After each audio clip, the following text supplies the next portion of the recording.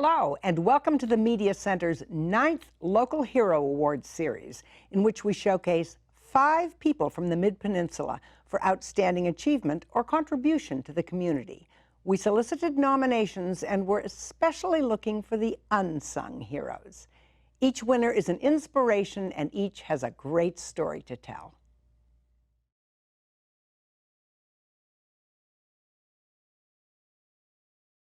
There are an estimated 11 million undocumented immigrants living in this country, and over half are from Mexico.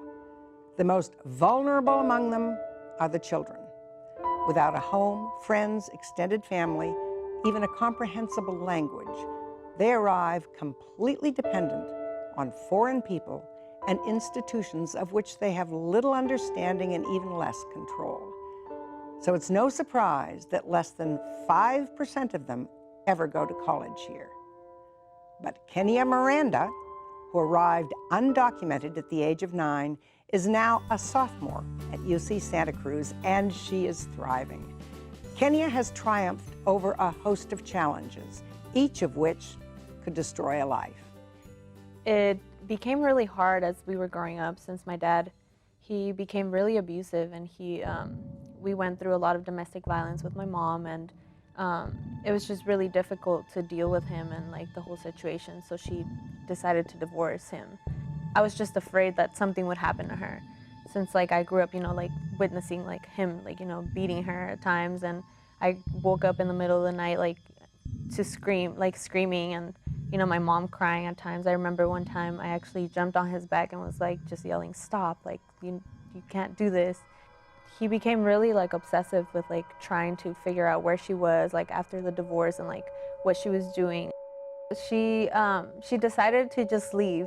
I didn't want to leave. I was like, no, where are we going? I don't want to go anywhere. This is my life. In the dark of night, they soon found themselves in the hands of a coyote at the Mexican-American border. It turns out we had to go under the wall and crawl through there and try to run across, but we didn't really succeed because right away immigration came down and caught us. So it was really I don't know, traumatic to be able to be held by cops or because they're technically police, so they're patrolling the area and stuff, and it was really difficult to feel like a criminal. It was I'm not a criminal, I'm just I don't know what we're doing. I wasn't even sure what was happening. I didn't know it was illegal to even cross. After the second attempt, they were caught and sent to a detention center in Pennsylvania. So we were detained there for about 3.5 months, and it's pretty much like a prison. So it was very traumatic. It was what am I doing? I don't know where I am. Where's my family? Who are we here with? We have nobody. Eventually, they received asylum, were put on a Greyhound bus, and ended up in Menlo Park. Yeah, I started school, and kids started, I realized that kids started making fun of me because of my accent or because I didn't speak English. They didn't want to be my friend or anything, and it was really depressing at times. I remember going home and crying to my mom and saying I don't want to go back to school. I don't want to be there. It's really hard. They don't like me, and it was just hard. So what did you do to overcome that? What was the key? The key was, for me, it was learning English. Every little thing, I would watch every little thing that I said so that I would say it right. My family was all I had here. And I think that motivated me to want to, pursue a higher education and get better at everything so that I could help them out in a way. You were drawn to UCA, to Yes. activism. Yes. Where did that come from? What was the appeal for you? I went because I actually needed a job to help my mom with bills and all of that stuff. Youth United for Community Action is a grassroots organization run by young people of color who work on social justice issues.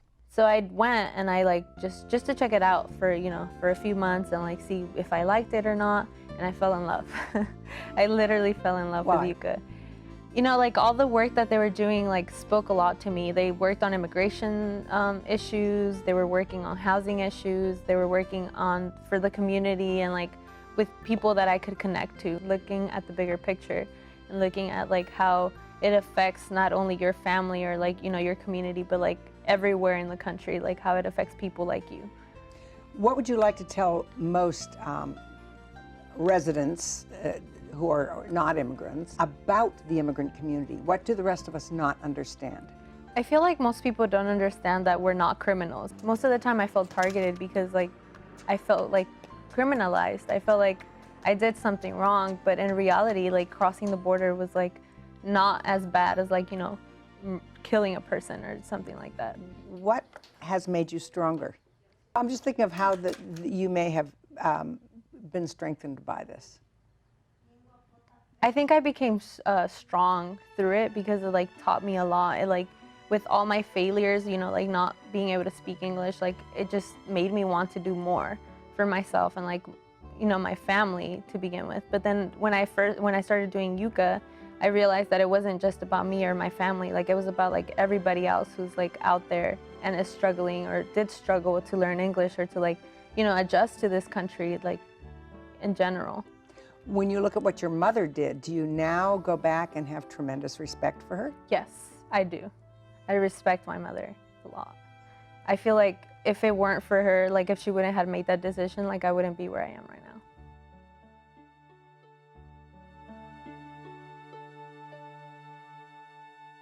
Do you know someone who has overcome significant hardship and has an inspiring story to tell?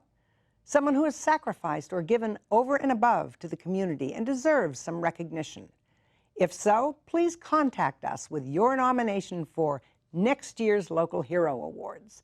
To find out more about our local heroes and to watch interviews with all the winners, visit our website, midpennmedia.org.